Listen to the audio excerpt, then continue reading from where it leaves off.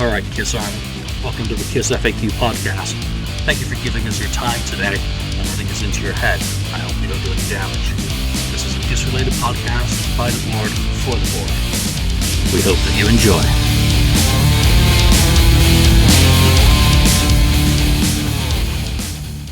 Welcome to episode 97 of the KissFAQ Podcast. I'm your host today, Julian Gill, admin on the FAQ message board. And joining me are, and they're going to have to speak up because we got several guests on today, and I don't know who's going to appear on camera first. So, Lonnie, St. Louis Kiss. Hello. Ken, 69 Hello. Blizzard.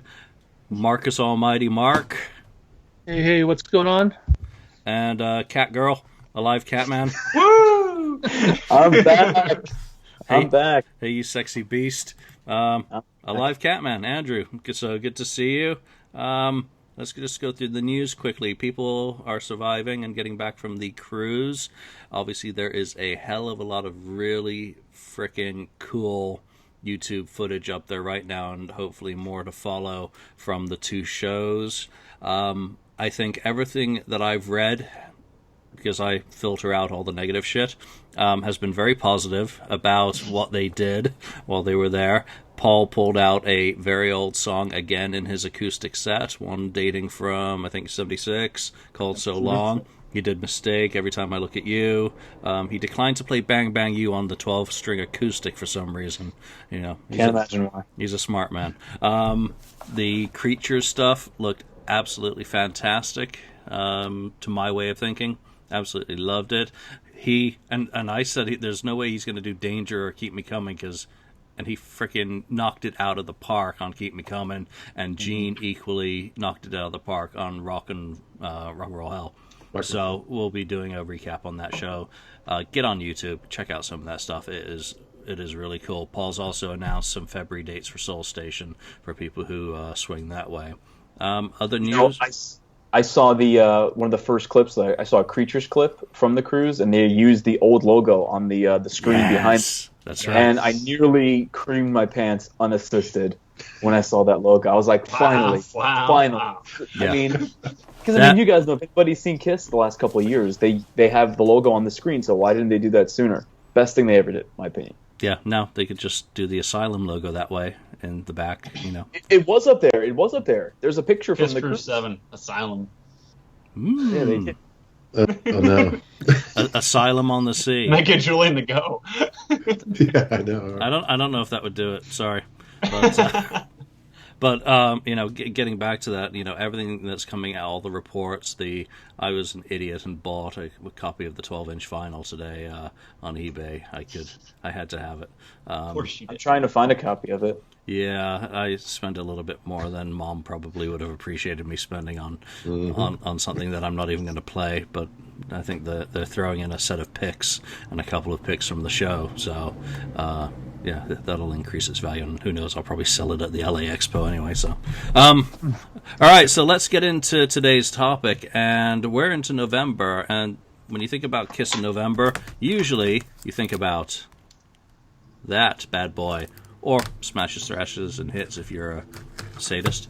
But we're celebrating the anniversary of what many think is the band's best studio album. Repeatedly, when we talk about Rock and Roll Over on this show, it comes up as a personal favorite, either at the top or very near the top of people's personal studio album rankings. For me, it is my all-time favorite Kiss studio album. It's absolute perfection. And it turned 40 on the 1st of November. We're coming up to the 11th, which many people think the 11th is its birthday. And that comes from a old memo internal at Casablanca. Someone was asked to provide a list of the release dates of all the Kiss albums, and they put together this list. And I don't have a copy of it to hand; it's filed away.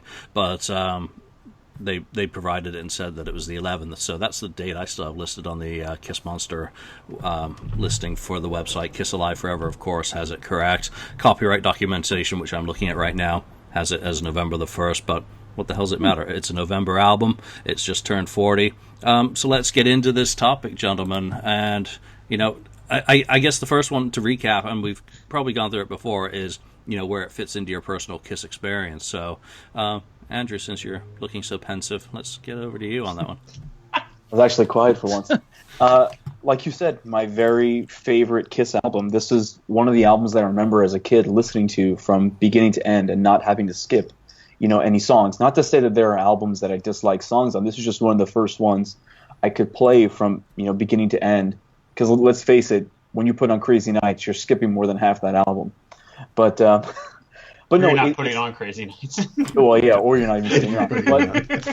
But no, it was one of those albums that the album cover to me was always the thing that drew me in. So I brought out my copy of the LP, which there it is right there.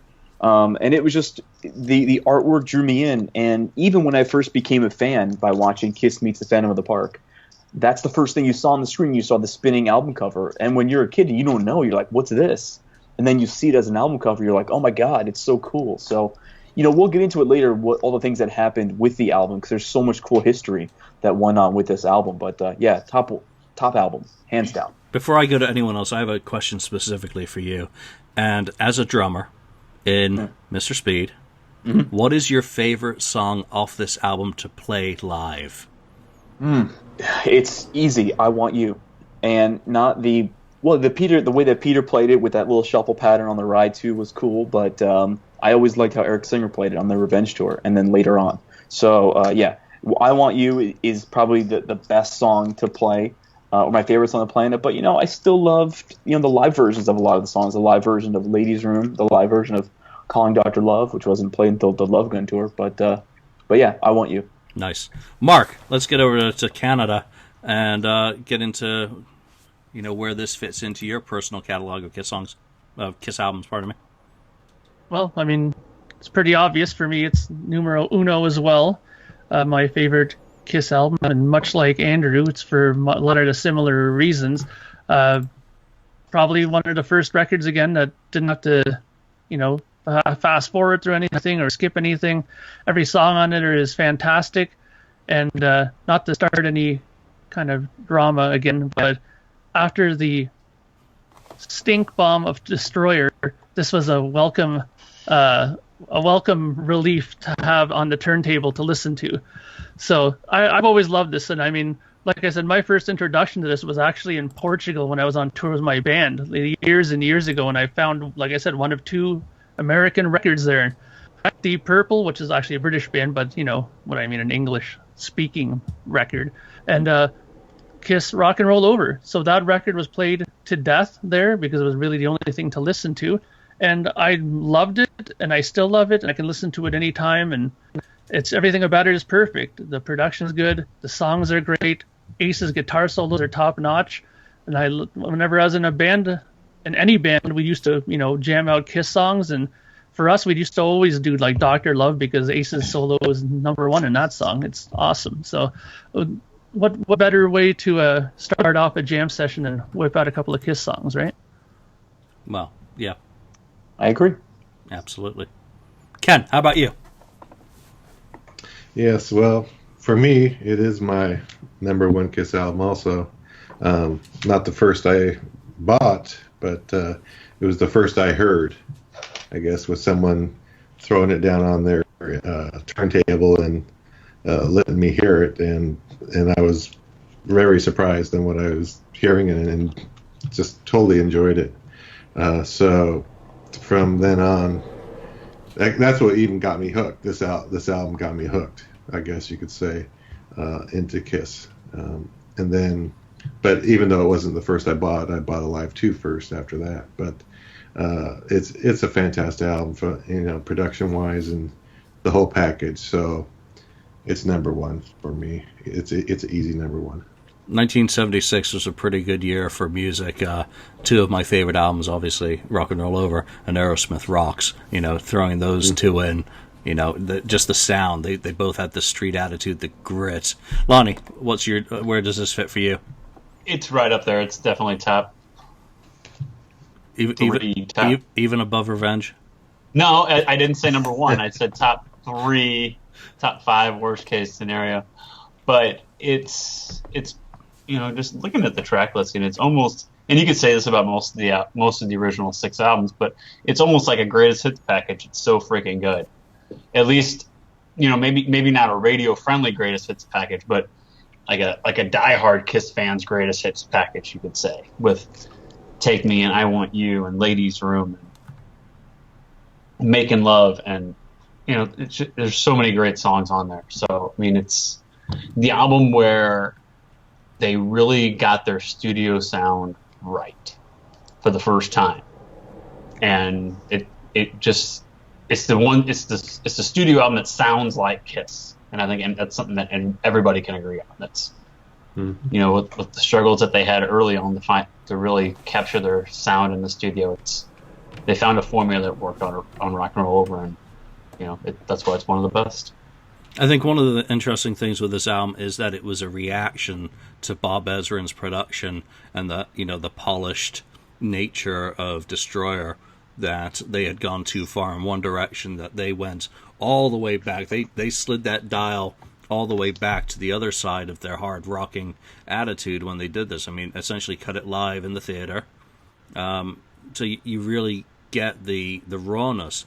And I think if the first album sounded like this, that would make it perfect as well. And same for Love Gun, which then starts becoming polished. But was it the right step, do you think, for them to take after Destroyer? And Mark, I'm going to go to you on that first, because obviously I know you're not a fan of that, and that's the good view to have in kind of this perspective as a reaction against Destroyer. Was it the only thing they could do, or should they have maybe continued doing the Bob Ezrin, Alice Cooper thing, experimenting? What do you think on that? Well, I mean, it depends really on what kind of a band they wanted to perceive themselves as, right? I mean, I think they wanted to keep themselves in that sort of, hard rock and kind of view with the people.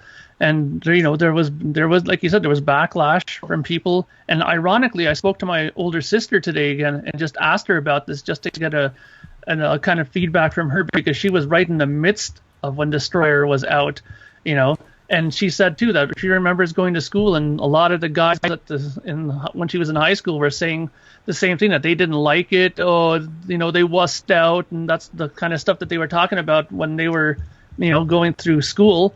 And I'm sure that trickled back. It wasn't just, this little high school here in Canada said that. It was everywhere, right? So I think that they reacted to that and went back to what they thought they did well, and the sound that their fans grew to love them for. I mean, look at Alive. I mean, that's the thing that really put them over the top, right? So they wanted to go back to maybe the sound that got them to where they were, right? So, I mean, if they wanted to become more of a progressive kind of band and change their sound with every single record, then maybe Destroyer would have been the start of that, and they would have kept going into different directions with each record. But I don't think that was what they wanted to do. Obviously, they wanted to stay a rock band, and going to this sort of style was absolutely perfect. I give it 2 thumbs up. Andrew, what do you think? Right direction? Oh, absolutely. I'm going to piggyback off of what he said about it going back to being a raw record and being how Kiss wanted to sound. I mean, at this time, the biggest record was Alive, so it just made all the sense in the world to me, and probably made all the sense in the world to them, to record the album live at the Star Theater in Nanuet, New York. So, I really don't have a lot to add to that, because I agree with everything that he said on that. It sounds like Kiss. That's really all I can say. Really, for that point, that's all I can add. Okay. Lonnie's going to disagree with you. No, hold on, Lonnie, because I know your favorite record is Revenge, but just remember, there would be no Revenge without Rock and Roll Over. Wow. I see what you did there.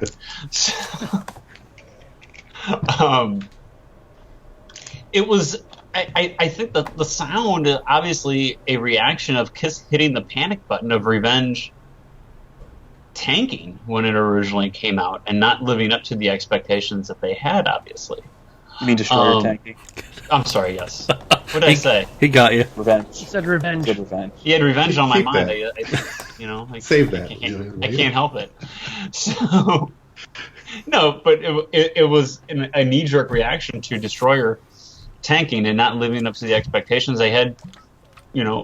High hopes for Destroyer by bringing in Bob Ezrin, by polishing up their sound and all the experimentation that they did with that album.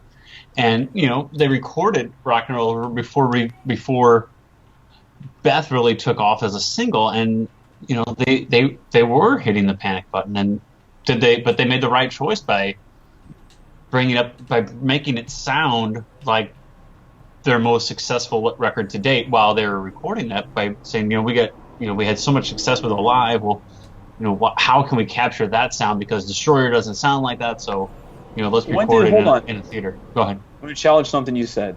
Please do. Because I know this was recorded in September of '76. When did Beth take off? Exactly. When did Beth take off? Julian? End of August it started going. Yeah. But they would still have the plan in place, though, what they wanted to do. No, you're right about that. They would still have the plan in place. Like, they were still hitting by mid-July, though, while they're touring, and the album's not selling like they wanted it to. They're already in the planning stages of what they're going to do next, before Beth took off by accident. Yeah, they would have had the studio time booked. They would have had the songs. They knew what they wanted to do. They would have gone through the material. They would have had a pretty good idea of what they wanted to do. I'm just looking at the chart action here for Destroyer. I mean, it's in 139, 149, 192, August 14th, 1976. It falls off the charts August the 21st. Yeah. So it only comes back in... And they're all on tour at the time. Yeah, it only comes back onto the chart in early October, so it starts climbing again. How much of that can really be attributed to Beth? Well, all of it, but how much can be attributed to Paul Lynde or anything else as they start to get more popular, as they get more exposure? There's a whole bunch of factors that start coming together at the same time for the real resurgence of success for that album. And you remember those ads in the trade magazines? Flaming Youth or Got launched the album to 847,000 copies or something, and all that shit, but it goes platinum as a result of Beth. Do you think, and I know we're kind of getting off topic with Rock and Roll Over here, but do you think when Destroyer was tanking, so to speak, and they're hitting the panic button, do you think that part of that panic button was the originals? Because the originals came out in July of '76. So do you think that they were going, well, I know you don't like the new Kiss, but maybe revisit the old Kiss while we're working on getting the plans in place for Rock and Roll Over? I think the originals is them capitalizing on the success of Alive. Mm-hmm. That's what I think. Yeah, I agree with Ken completely on that. It's more about repackaging the stuff that was ignored, because Neil was doing that with other bands as well. Don't forget, he also repackaged the first 3 Rush albums. Or he didn't, but Mercury did the same sort of thing. And I think he repackaged, was it Donna Summer's first 3, or I don't know. There was a 3-album package coming out, so I don't think it's necessarily related. And don't forget too that there was also, remember that interview that they did? I think it was in some hotel room, and I remember during the interview Peter was like in bed or some kind of crap like that, and they were talking already then. Gene was saying that we already know what we're doing with our next record. It's no Bob Ezrin. They already mentioned it during that interview, even at that point, that they were going to go back to that. So they already had that kind of figured out, right? Yeah, very early on in the interviews, you catch it all throughout the tour. They're talking about the next album's going to be a hard album. It's going to be what we do best. It's going to be no strings. They make it very clear that they don't want to do what they did before again anytime soon. So, boot camp had beat their asses. So before we talk about high points, let's talk about low points on the album. I mean, what are the low points for you? And I'll start and say the only thing that keeps this from being a perfect 10 is the lack of an Ace Frehley's vocal on it. If he sang a song on it, it would be absolutely glorious. And then we get 2 songs on this that I think are substandard, and See You in Your Dreams is just not the finished work for me. That's one that I think needed Bob Ezrin to help out on.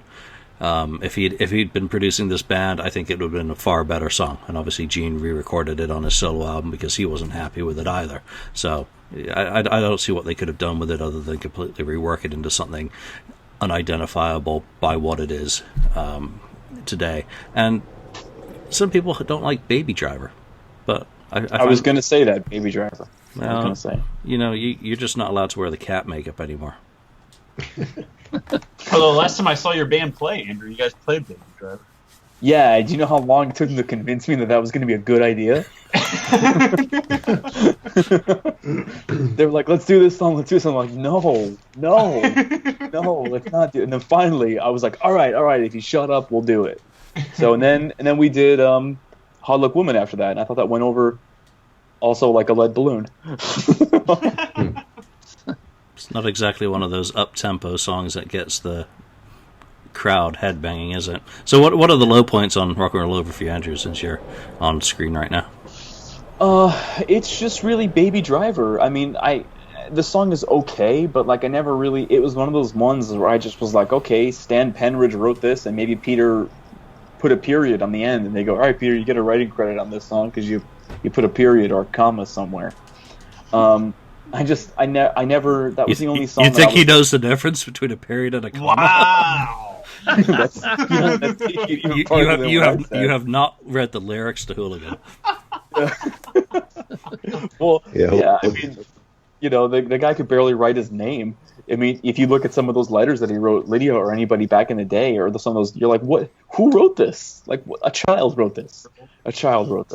But that's really the only low point for me. I like "See You in Your Dreams." I think it was a good song. I do prefer the solo album version to this version, but doesn't mean I don't like this version. So there really are no low points on this record. Some of the demos that were coming out around this time were cool too. I mean, we could talk to death about some of those demos as to which album they were actually meant for. I know the box set had a really cool demo for Dr. Love that what was the name of it? Bad Love. But yeah, that escaped my mind. But Bad Love, that was kind of cool to hear. But you know, there are no low points on this record for me, at least, except kind of if there was one, it'd be Baby Driver. Oh, I would like to have been one of those lucky people who I hear may have heard the Gene demo of Baby Driver recently. That would have been interesting. Ken, what about you?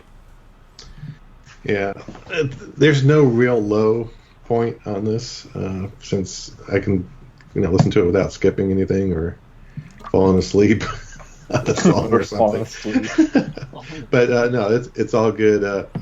To me, "See You in Your Dreams" is my least favorite on the album. Though it's not a bad song. It's just I don't think it's up to par with the rest of the songs.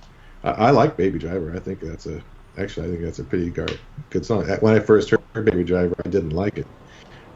Really, when I first heard it, but then over time, I like it a lot more. I like what they did in it with the pulsating riffs and some of the guitar tones to make it sound like almost like a car horn in a way, if you think about it, the way they were, playing the instrument. So, so no real bad song. It's just "See You in Your Dreams" is my least favorite on the album.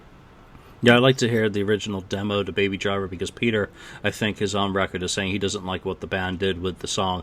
And since the first time I ever heard this album, it's always been one that caught me because it's got a different groove than your normal Kiss song. Totally different groove. And, obviously I heard that before I ever heard Hooligan on Love Gun, which is similar in some ways to this. It's got a similar kind of feel. So I always liked it because it stood out. And it's just, different stuff. Mark. Well, it's funny. The fellow musician will have to echo the drummer here too. I think that "Baby Driver" is the weak link there too. So, like I said, this record to me, I can listen to top to bottom, and much like everybody else has been saying, it's not that it's a bad point or low point, but it's just to me the weakest song on the record. I mean, musically, to me, as a guitar player, I find it very, very uninspiring, really. I mean, I know Ken likes it. I'm sorry that I'm going to go against you on it, but I just find that the riffs and stuff very juvenile and standard. That whole dan, dan, dan, dan. It's like, come on, man, you could have put another chord in there. Like, it's just so simplistic, and so, it's just too simple. I mean, and not to, pick at Peter Criss here, but, maybe that kind of simplistic thing is better for him. Maybe he's a more simple kind of person, right? So he's a total he's a total simpleton, right? So, but then that's the thing. I mean, it suited him. Maybe that's why they put it on. They needed a song for him. And while it's not horrendous, but it's just not challenging musically as some of the other songs on there. I mean, not that any of these songs are Dream Theater or anything like that, but some of them, have a bit more riffage to it. There's some really cool solos in it and stuff like that, and some, cool vocal harmonies, and, maybe some of those things are just lacking in Baby Driver. Yeah, I was going to say that I don't think a lot of the critics out there are really going to say that Kiss is technically challenging music and that Baby Driver isn't up to the standard. It's certainly well within there. What do you think about the singles that were chosen for the album? I mean, the first one that comes out is Hard Luck Woman, which obviously builds on Beth. It's pretty transparent. German, Bellefonte. Is that a real one, or is that out of that fake-ass That's out of the box set? Box set.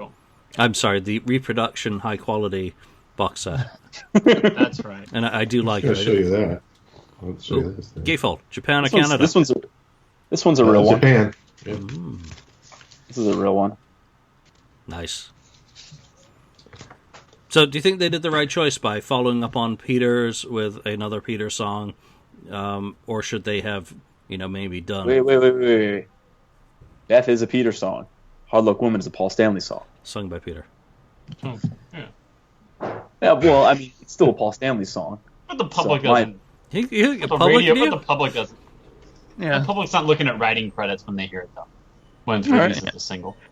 I guess they were probably trying to capitalize. Yeah, I agree. They were trying to capitalize on that. Yeah, totally. Was it the right thing to do? I mean, No. if you take away the business sense of, yes, from a pencil pusher point of view, it's going to be, of course, we're going to do the same thing that was just successful and keep doing it because we don't have any imagination. That's what you do. Ken? No, to me, they should have released Hard Luck Woman, but it should have been released as the second single. They should have released Calling Dr. Love first, in my opinion. Off of that, at least show something that you're rocking a bit, right? After Destroyer, let's show them that we're back to rocking and raunchy guitars at least, and it's a catchy song. So yeah, they should have went with that first. Hard Luck Woman second, definitely. I mean, you build on the Rod Stewart type song and keep maybe those Beth fans happy at that point. The mothers, the soccer moms, or whatever they were in 1976. The one thing I always felt they kind of missed with this is I Want You as a single. I'm sure you've seen that artwork of Uncle Sam pointing with the Kiss Army makeup and all that. Would have made a great picture sleeve in the bicentennial year, and just would have been far too obvious for a rocking track. Yeah. But I guess at that point, Flaming Youth had bombed, Detroit Rock City had bombed, Shouted Out Loud had not been particularly successful. So Hard Luck Woman kind of makes sense. Lonnie. Yep. Yeah, I agree. I think that's exactly where they're headed. Just like you were saying, Julian, like Shout It Out Loud had bombed. All those other songs off Destroyer had bombed as singles. Well, we had success with Beth as a single, so why not make Hard Luck Woman the first single off the new album? Because that's where the success was off the last album. So, I mean, I get it. You know what I mean? But do you I understand why they did. Would I choose, looking at that album standalone by itself, would I choose that to be the first single off of it? No, absolutely not. But I understand why they did it. From a business point of view, I understand why they did it after those other songs tanked as singles off the previous album. But then they went ahead and they did I Want You, Love 'Em and Leave 'Em as videos for Don Kirshner. Right. Do you think maybe they were like, oh, we need some rocking? I mean, I know they did a Hard Luck Woman as well. But, I don't know. Sure they did. I always wonder what they were thinking about when they were doing that, because obviously now everything is all streamlined. The first single is the first video, the second single is the second video. But then it was like, okay, so this is So our first single is Hard Luck Woman. So yeah, we'll do that on Don Kushner's. Then our second single is Calling Dr. Love. They never even played it live on the Rock and Roll Over tour. Weird. When did Julian, do you know when they recorded those or filmed those videos? Yeah, those are filmed during rehearsals up in, what the hell is it, Reading, I think? Reading, Pennsylvania, yeah. No, okay. Massachusetts. So I don't know if they were thinking... For the Rock and Roll Over tour, that was like, when the Rock and Roll Over tour kicked... I'm on Kiss Monster. Let me see when the Rock and Roll Over tour kicked off. Free plug right there. Rock and Roll Over Is tour. that on the books? Rock and Roll Over tour, the first official date on that one was November 24th at the Civic Center, Savannah, Georgia. But they were in SIR from November 7th to November 12th, and then they were in Reading, Massachusetts, those rehearsals, November 15th to November 21st. So it was shot in between there. Yep, I'm trying to find the exact date right now of another one that's not exactly... I haven't published it yet. Yeah. Well, it definitely seems though that it made sense in their minds to do that because, you know, the biggest success that they have with the prior record was a ballad, so why not follow up again with a ballad again, right? But I mean, I think that they should have came out with I Want You first. I think that, to me, you know, it starts off sort of ballady for the first 10 seconds and then turns into a real hard rockin' song. So I think that would have been a better route to take. I think personally it's a much better song too, and I think that it would have played on radio a lot better. I mean, you know, and that's the thing too. I mean, that's almost predictable to do that. You know, the band got popular on a ballad. Let's put out another ballad. You know, they're lucky this is in the 1980s because when a band started doing that, you know, when you put out a ballad first, that's almost your death knell right there. I mean, look at Extreme and these bands. They put out More Than Words, and then nobody ever wants to buy their records again because they think it's all going to be sappy crap like that, you know. And then all these housewives go out and buy it, listen to the rest of the record, and they're like, oh my God, there's all kinds of distortion and drums in this. I'm sending it back, you know. I like More Than Words. So what do you guys think should have been? So what do all you guys think should have been the first single off? I Want You. I Want You. I Want You. Yeah. First song, side A. You know, that's your that's your target. That's the formula. Yeah. Yeah, it's totally formula. You know, that's a declaration of intent. That that opens up the. Well, I think I Want You would be a great leadoff single. I think on chart wise, it wouldn't have done very well. I don't think it would have done as well as Dr. Love. I really don't. Even though I think it's probably a better song than Dr. Love, obviously, but it's not single type top 40 stuff that's gonna play a lot. I guess you're right. Speaking of I Want You, maybe we're getting a little off topic here, but why hasn't Kiss played that since like 2004? Because they don't want Paul to do that Stanley's part. vocals, or what? Yeah, exactly. They don't want him to do that big caterwaul at the end there. What do you mean? The 10 minutes? The 10 minutes of strangling a cat? You mean tired of the on-stage yodeling? I'm tired of that. I'm tired of that. It's like shaking a But baby. did anybody else, and this is dovetailing off what Lonnie said, did anybody else lose their shit when they encore on the Hot in the Shade tour, and the first encore is I Want You, and that Kiss logo, mutated as it was, comes back up? Like, did anybody else like lose their mind? Like, I only saw it on video. First time I watched a Hot in the Shade, dude, it was like, oh my gosh, yeah, absolutely. I was there, and I remember saying to my buddy, saying, "Hey man," we were like, "Yeah, it's finally the logo. The logo's back. So it was cool. Mutated, but it's still there. Yeah. Intentions were good. And that logo still survived years later. That thing is still trot that piece of shit out. I was going to say the thing about I Want You, that, I think people that were the Destroyer haters, hoping, and they put on Rock and Roll Over and they hear this acoustic beginning, they're probably like, oh my God, they're going to keep doing it. But then then the surprise comes and they start blaring, and it's in your face, and it's like, we fooled you. You thought we were going to do Destroyer again, but we didn't do it.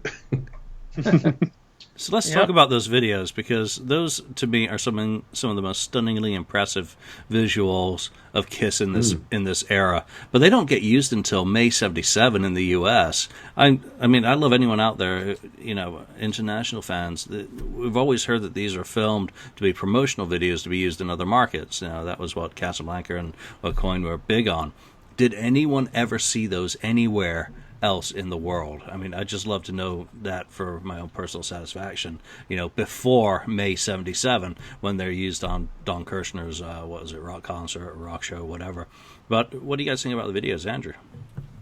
Love them. I remember seeing them, and I didn't know it was one appearance on the Don Kirshner rock concert, because in the 90s, when the Kiss fandom was being set into overdrive, they were split between these two compilations I have. There were 74, 76 and 76, 78. So I don't remember where it was split. So I never saw the whole thing together like it was meant to be seen. But I love these videos. And interesting that you mentioned that they were being used for international markets, because I have a clip of them using the Love 'Em and Leave 'Em video in Japan. And instead of saying Love 'Em and Leave 'Em, it says No More People.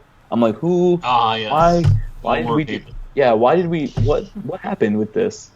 But anyway, I love the videos. I think it was such a cool thing for them to do. And who remembers opening up the comic book and seeing that splash page in the comic book? That's from that video shoot.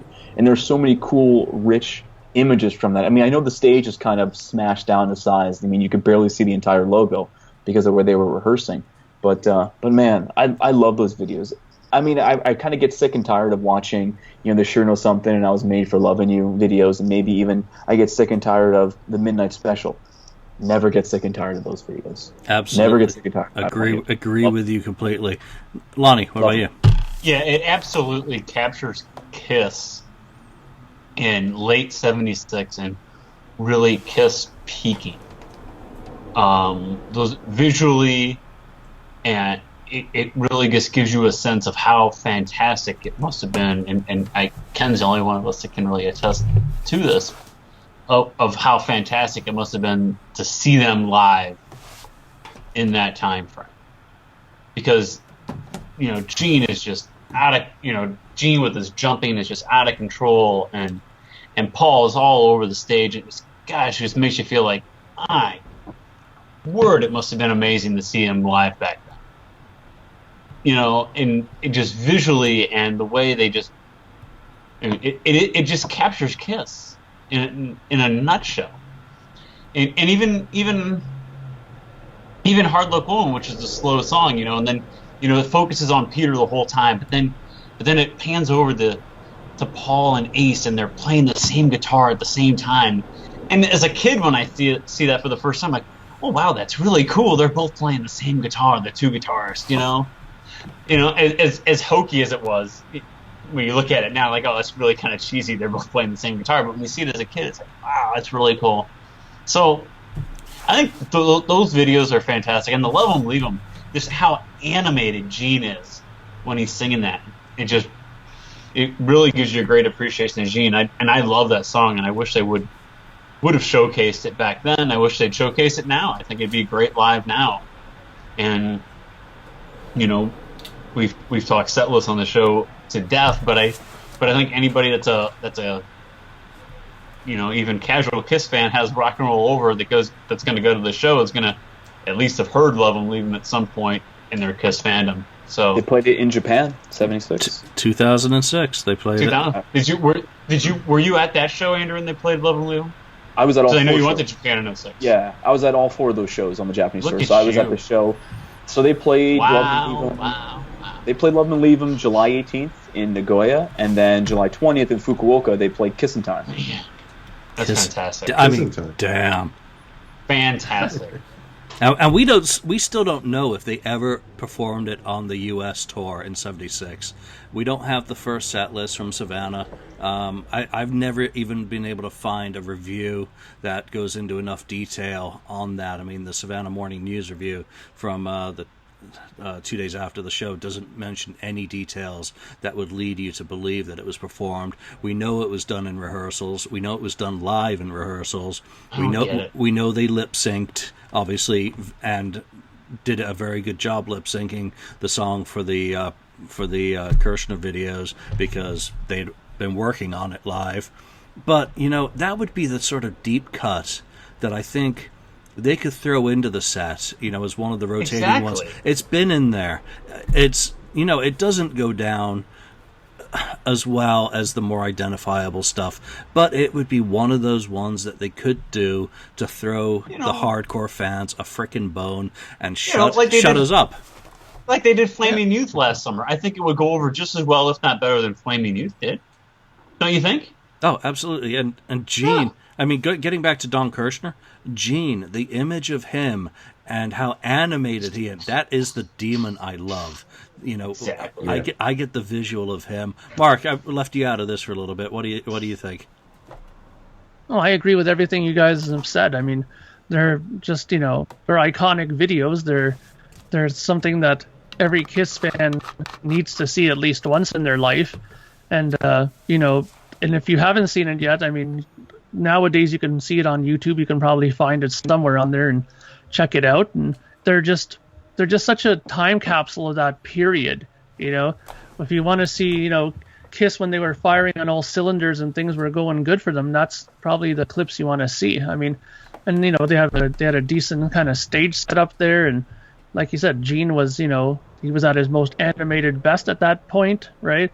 And they just seemed to be gelled at this point in their career.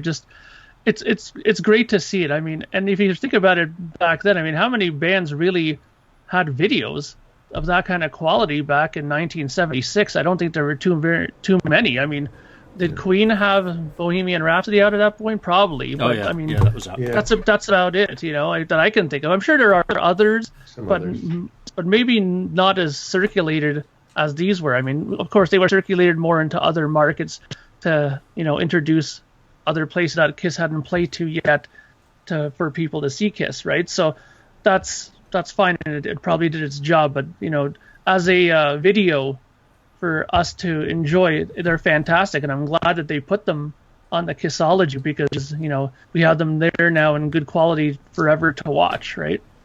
Don't get me started on those Kissology quality. Don't get me started. What fired those people who ever put that things together. What Kissology quality? Exactly. My point exactly. Is one of those on Kiss My Ass?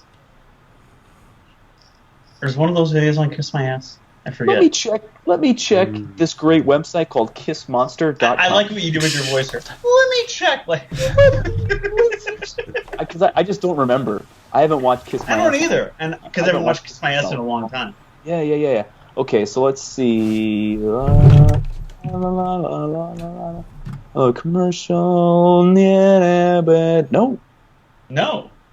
Is it on Extreme Close-Up? I think it's on one of the videos from. It's got to be on one of those videos from the late '80s, early '90s. It's not on Confidential. Or Confidential. They went back and they did some stuff on Confidential too. Not on Confidential. Extreme Close-Up. Yeah, it's on Extreme Close-Up. It's on Extreme Close-Up for sure. Yeah. Because if I remember the what was it, the copy of what was going to be Exposed 2 did have "I Want You" listed on the back there or something. So it had this something one, on there. Yeah, this one says "Love 'Em Leave 'Em Hollow Woman" for Extreme Close-Up. God, I hope okay, so then let me correct myself. At least we have a copy of the videos for us to see. And actually, too, just harking back, there's a great episode of the KissFAQ podcast where we all talk about those original videos. I think Lonnie was on that one too. Wow. It was a while ago. It was a while ago. Yeah, I do remember that. We talked about those earlier. So go to iTunes and free plug there again. Go down to iTunes and check out the past episodes of the KissFAQ. Check out that past episode. Nice. Figure out which one it was. Because we don't know. We're the Paul Stanley of the KissFAQ podcast. We don't know what we talked about in the previous episodes. So I think it's off Rock and Roll Over. But that's going to be correct today, no matter what we talk about. So let's talk about the tour, because for me, this tour is one of the very, very best. We get to the end of the tour, obviously, and we get the Japan show. The numerous versions of that, which is just absolutely stunning with the new stage. But they debuted Take Me, Ladies Room, I Want You, Harlot Woman, Making Love. from the album. 5 songs, and possibly Love 'Em and Leave 'Em if that was performed at the first show. Was that the right songs to take live from the album, or do you think they missed something very obvious very early on? Or what's your take on those songs, Ken? Again, there's so many good songs off the album. I don't think it's wrong to play any of them. Any of them that they would decide to play, or it would have been fine. So I have no problem with them pulling those specific songs out. I guess they may have not wanted to pull out like Baby Driver or See You in Your Dreams, right? The ones that we kind of targeted as the not the best on there, but the rest they could have played anything. Mark. Yeah, I agree. I mean, really, I think that's one of the hard points or hardest parts of being in a band is what do you pull out and play in concert, right? I mean, I'm sure Andrew was just talking about that as well, about, somebody wants to play this song and then the other guys don't want to play it. Could be the same thing with them as well, right?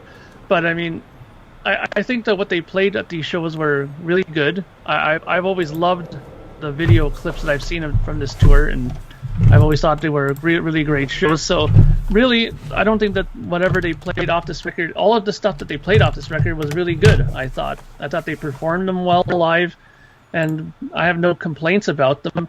But like I said before, they have other records to think about that they needed to play songs off of, and what do you play and what don't you play? You have to put it all within a 90-minute construct there and see what you can come up with. So you have to push the new record and then play the favorites. So it's always a roll of the dice and a difficult choice to make of what you're going to play from the records. Cat Girl. Well, Dr. Love. They didn't play Dr. Love, and then they realized their mistake because Dr. Love became a Gene staple after that. But I think all the choices that were mentioned were great, and let's not forget this tour had one of the most important shows in all of history. Kiss finally played Madison Square Garden, February 18th, 1977, and sold it out. And it's got a great video is out there in fan circles for us to check out. And a really crappy clip was a bonus on one of the Kissologies. But this tour was the best-selling Kiss tour, having the most sold-out nights across all the 70s tours, even more sold-out nights than the Alive 2 tour. I think they may have performed to more people on the Alive 2 tour, but there were more sold-out nights on the Rock and Roll Over tour, according to Kiss Alive Forever. So if you want to go back and fact-check me on that. But this was their best-selling tour. And again, you had the Madison Square Garden show in February of '77. You had the Great Japan shows in March and April of '77, which gave us some of Alive 2 and that great shelved live Japanese record that was never put out. So this is my favorite tour. Kiss was firing on all cylinders. This is such a cool tour. Let's not forget, there's a lot of cool bootlegs out on this tour as well too. There's someone tell me what show it is, because I don't remember off the top of my head, where Peter lost his voice and Paul had to sing Black Diamond. Then there's also an incomplete version of the rehearsals that circulate. But there's a lot of cool stuff that circulates from this tour. Yeah, and I'll add to that. Obviously, you get the first show that's available from this tour is Memphis, and it's complete, so that you get the first ever live performance of Beth currently. It's the earliest one that's from the tour. You get Hard Luck Woman live electrically, which is really cool. You can see why it didn't last in the tour. But, that... Making Love is an encore, too. Yeah, that was the really cool part of that show, especially when you see how the set's kind of developing early on, first week of the tour. I think New Orleans is a partially available from the next night, about half the show. There's a ton of stuff. The Madison Square Garden, I've never been a big fan of that video. It's the only way you really get to see, the Destroyer stage, still as it were, rather than Budokan is the show for me on this tour. But there's a ton of audience. What about Detroit? What about Detroit? Detroit's great too. To a certain extent. Yeah.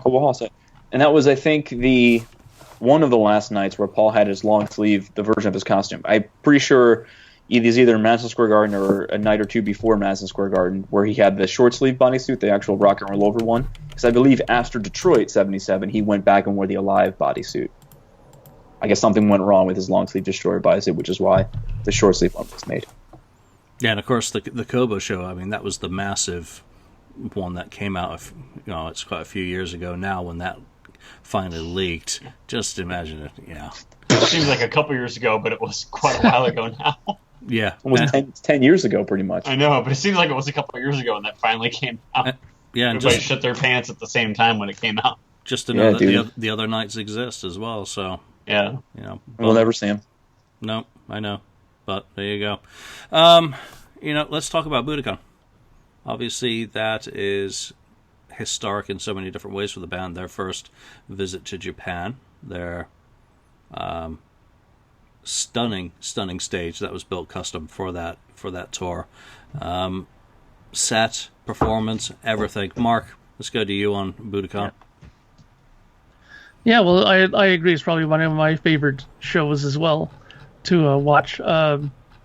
It's interesting watching that because you can tell that Paul's kind of trying to adjust his stage banter to the Japanese audience, trying to make it a little bit more simpler for them to understand. I'm kind of guessing the way he was responding back and forth with them, keeping it more to the woo-woos and all that stuff rather than full sentences of things, right? But it's a really good show. I really like it. I really enjoyed it. Like you said, the stage that they made for it, the whole stage setup was just fantastic. And again, being that this is a relatively new market for them as far as performance goes, you could tell that they were very motivated and on fire playing these shows to these very receptive audiences. So I really like this show. I think that they played everything pretty well. And if ever I pull out a concert and if a friend comes over who's maybe not so familiar with the Kiss history, I seem to pull this one out and get them to watch it. This one, or if they want to see a non-makeup one, I usually pull out the that whole Revenge in Brazil one that we talked about not long ago there, where they were playing with Kulik, which is one of the most awesomest shows you'll ever see Kiss do. Now, you mentioned something interesting about Japan, and that was how he kept his rap simple. And there's some cool documentation that was going back between the U.S. and Japan prior to the tour, that Paul was asking for translations of phrases that he used in concerts. He wanted to be respectful to the Japanese audience and maybe say things in Japanese to them to kind of converse with them on a level that they could understand. I thought that was just a really cool thing, for a rock star, to be that aware of he's going to a completely different culture, completely different than anything he'd ever experienced, and wanted to bond with the people. But he was told, forget it, use English, they'll understand what you're saying, and that's why he kind of keeps it very basic. What I find so exciting about the whole Japan tour is how these are the shows that have leaked over the last few years. These the ones that everyone always wanted have been coming out. Mr. Peach, right, Andrew? Mr. Peach. Yep. Hallelujah. Listen, how someone, because they're not soundboards. I mean, maybe they aren't. We don't know. They sound so good for recordings, and both runs in Japan are out. So there are many nights available from the '77 run. Then there are also many nights available from the '78 run. So Mr. Peach, mwah, It's so cool. It's so cool to have those shows. And remember, like I said before, it's also cool to have that. What was it supposed to be called? Rock and Roll Over Party in Japan. Yeah.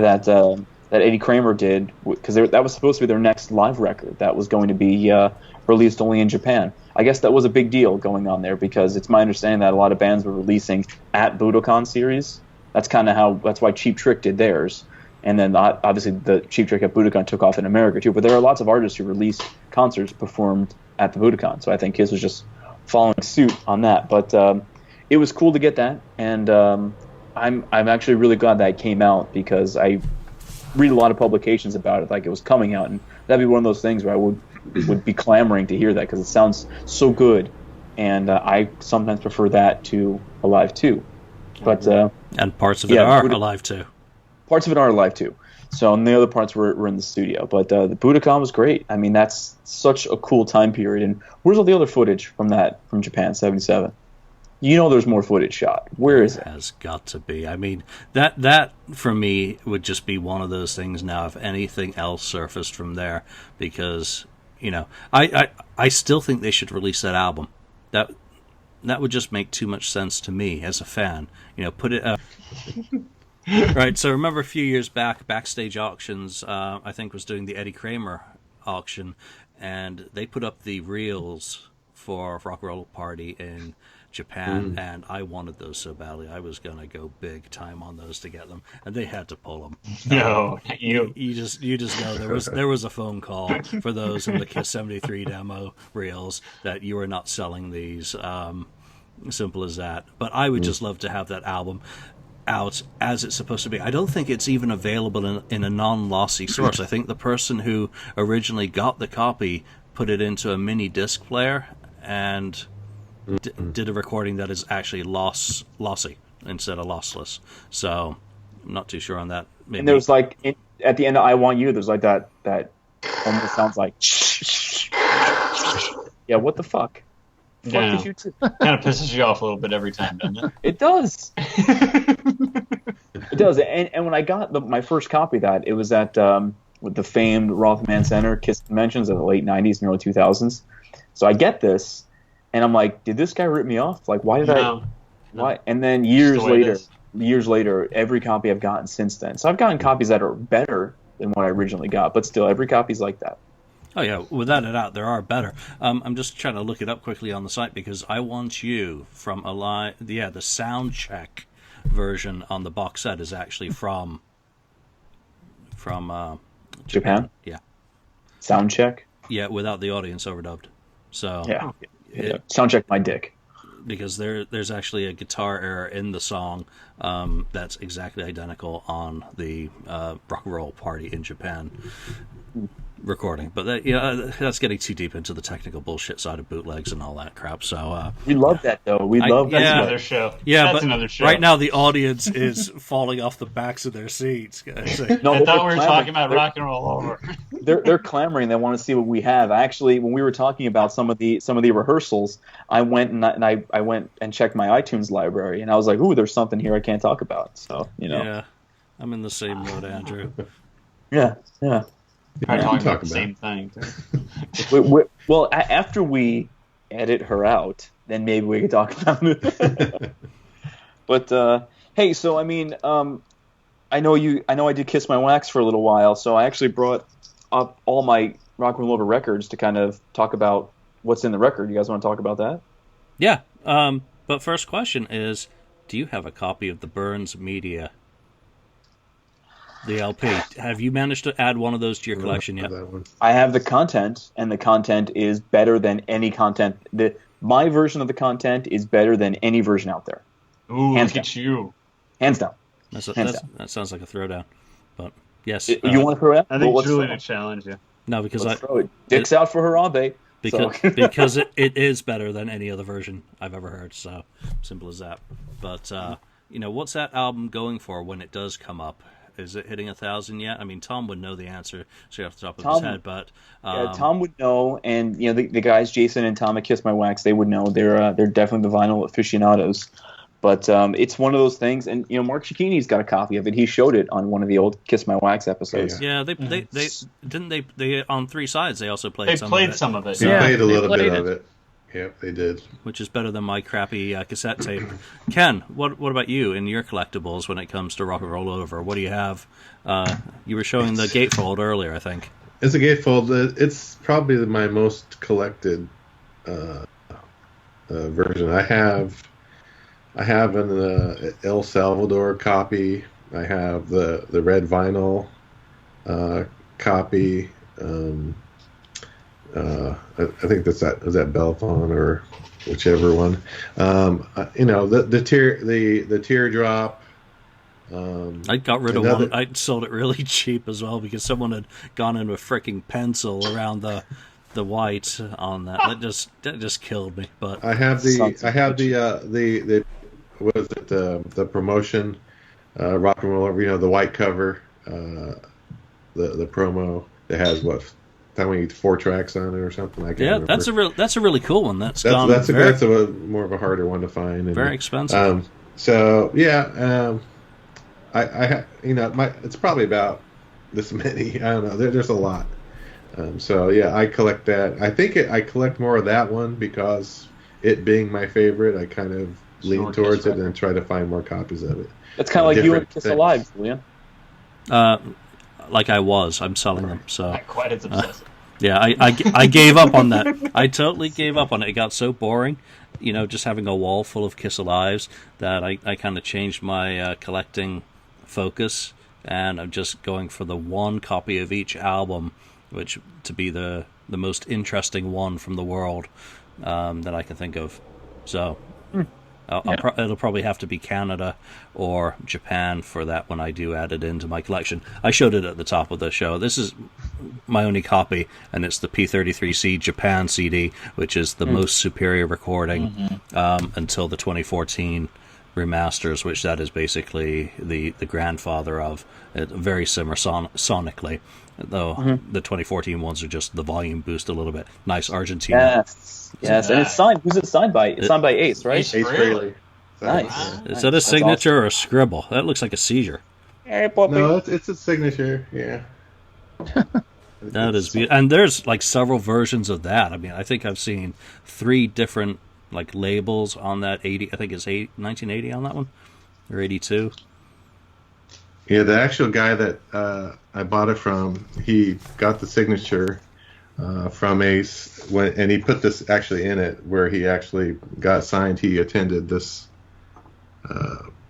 deal where Ace Frehley was at, and this is where he got the signature on the album. So cool. I keep that in there. Love stuff like that. That's really cool. Lonnie, what about you? What's your go-to copy of the album, if you have any? I don't know. I don't have a go-to copy of the album. I have a couple vinyl versions of it. I got, an original American one, and I have a teardrop one. But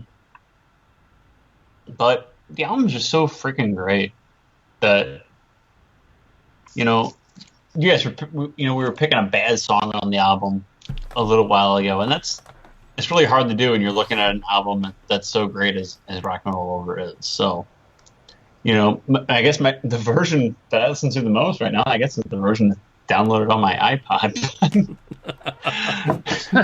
in total 2016 fashion, I guess. You millennia, What? You millennia, you. I know. It's from the guy who works for Apple. So true. But no, I mean, I gotta have a couple LP versions of it, but nothing as thick as what Ken was describing. But I don't have a signed Ace Frehley Argentinian. It's cool. Copy That's of really it. cool, Ken. But that's pretty freaking cool. So I'll give you that. But, and Mark, you were showing a copy on Facebook earlier today. Which one was that? Was that the quality Canadian pressing that you're playing, or? Yeah. Well, here's my pictures I sent you on your wall, Julian, on your Facebook. This is my collection I have now. I have 8 copies. I got the quality Canadian. I got the Polydor Canadian. I got a Grease copy. I got the red vinyl UK one. I've got the Japanese one. I've got a German one. I got the 2014 US one, and I got the teardrop one. And then there's 2 CD copies that I have there. One is the Canadian remaster one, and the US one that came from that Classic 5 Records and those kind of mini slip album ones. So that's like this. It's one of those small little slip case ones, right? And my most recent one of it is my actual 85 cassette copy that I've got of it now. So I gotten a lot of them. And the funny thing is, I was listening today very intently and made a comparison. I put on the Quality Records one and set my stereo up, played it, listened to it, took it off, and put on the 2014 vinyl version of it on there. And there's an obvious difference in the mastering of it, because the Quality Records one, the low mid range and around between 500K to about 1.5 is much more dominant in the Quality pressing from Canada from 76. What they did in the reissued ones, like the 2014, they very much cleaned up the low end of it, but they kind of did a little notch scoop in the mid-range of it and pulled that back a bit to clean up the cymbals on the remastered one that came out now. And it's clear, but it doesn't have the same guttural punch in the guitars, I find, as the original one from the Quality Records one. There is an obvious difference. Yeah, I find generally what the case is for vinyl in my ears is that I always prefer pristine copies of the original vinyl to anything that's come since. And what about the 2014s? I don't like the 2014s whatsoever. Yeah, they're scooped. Yeah, they're scooped a bit in that mid. Yeah, I go for the originals, and again, these Japan, the first issue of the CDs are the best, and always will be for me. So I downloaded the HD tracks versions of all these albums as well, which are supposedly the digital equivalencies to the vinyl, and I don't even listen to those. I just went back. Record companies today they brick wall the CDs and they screw around with the audio before it goes to vinyl. So I don't know. Maybe it's just because I'm used to how they sounded on the original sources. So any other questions or that I haven't covered on Rock and Roll Over that any of you think we need to address before we bring this show to a close? Have I missed about the vinyls? I want to talk about the vinyls. Okay, Andrew, talk about the vinyls. Please. The floor is yours. Go ahead. I mean, for those of you who bought the vinyl in '76, just want to talk about the inserts in it really quick. It had a cool sleeve. It had the order form. Then it had a sticker. So there's a ton of different vinyl versions, but my go-to vinyl version, because it's the weirdest one, even though I love the Japanese one, I love the Polygram 85 version. Do you know why I like this one so much? Because it's got a Love Gun sleeve. And that's actually the sleeve that belongs in there, because you match up the catalog numbers in there too. So I thought that was really cool about that. So yeah, so that's just my little thing. And if you want to know more about the actual vinyls, about that, Kiss My Wax did a great episode on that a while ago. So there's my plug, Kiss My Wax. Yeah, and there's a ton of really cool 7-inch singles to collect. I think who was showing those earlier? Was that you, Andrew? Andrew was from that KissFAQ singles reissue set. Yeah. I mean, those are both German issues, but in the UK you have one of the ugliest singles from this album, and I don't remember which single. I think is it Hard Luck Woman, whatever. But there are a ton of really cool singles from this, so check out the discography page on Kiss Monster, and you can go through those. And when Tom puts his book out, I'm sure there's going to be a ton of content about the various copies of the album, including the Korean with the songs omitted because of them being subversive. So, I think I heard February his book will be either out or available, or at least Volume 1, right? Yeah, something like that. So he's working on it. I mean, there's so much stuff in that book. So yeah, the first 900 pages should be ready for people by then. So that is such a monstrous task to be cool. Taking on. It is going to be really fun. If you think about we're going off topic here, but some of the books that are coming out in hopefully the next year, Ross's Magic. Mm-hmm. Which, if you're following that on Facebook and you've seen some of the layouts that he's been doing, it's pure drool material. And then you get into the vinyl collecting side, and you'll have Tom's book, which for the geeks, and I don't know, I haven't seen any samples or any of his work. I'm hoping he's got some pretty layouts, with which to kind of really showcase some of the extremely cool stuff that is out there. But we'll have to see. I haven't seen the layouts of his book, but a lot of his artwork that he's using for his book, as far as the album sleeves or the album labels, that's the stuff that was used on Kiss My Wax. So he's got a lot of cool stuff in there. But as far as layouts, I haven't seen anything. I just saw the artwork that was going to be used for the layouts. And then at the Kiss Cruise, Big John Hart also said that he may be putting out a book, working with a writer on that. So obviously he was a seminal figure during the 70s for the band, and up to, I think he came back at Crazy Nights to work with them. So there's a ton of stuff. I'll be putting out that live That's just a compilation, really, of newspaper reviews for people who want to get into the period and kind of read what people were writing about the shows at the time. It's not a redo of Kiss Alive Forever, though it does fill in some of the gaps that we've learned about since that great book came out. But it's more just newspaper stuff. So there'll be a lot of, and there's probably some stuff I haven't even mentioned that people are working on. So a lot of cool stuff coming. Yeah. All right, any final thoughts on Rock and Roll Over, or do we bring this to a wrap? I think we bring it to a wrap. I just say one of the Ace's, greatest solos is on Dr. Love. I just think that's the Binky solo, right? That's the one where I think they're in the studio and they said, "Do something like Binky would do." And Binky, there you of course, being it's very cool. Being a guy who did a lot of demos with the band. Do you say anything about Bob Kulick and Mr. Speed? Nah. Yeah. All right. So you can find us on Facebook, on the FAQ message board.